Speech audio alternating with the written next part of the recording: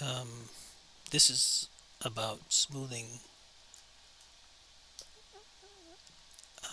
normals between two objects. You see the feet are separate from the body. Alright, so you select the feet, shift click select the body, mesh tools, and you want to use bridge normals. Now, to average doesn't seem to give us a very good, I can still see a seam.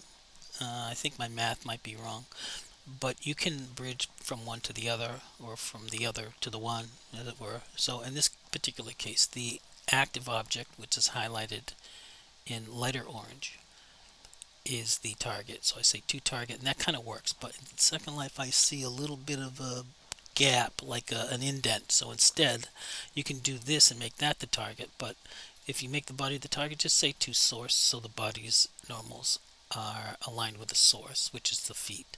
And now it looks fine. So I'm just going to select both of these, as well as the garment I made, and I'm going to export that.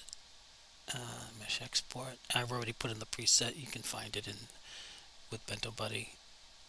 Export to mesh. All right, and we'll have a look at this in world. All right, here we go.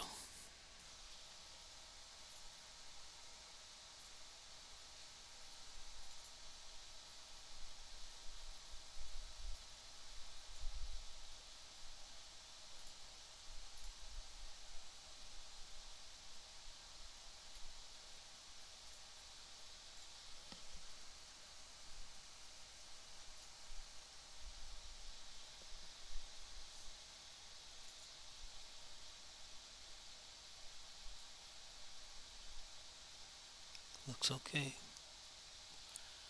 No discernible crease, but there is a little indent here.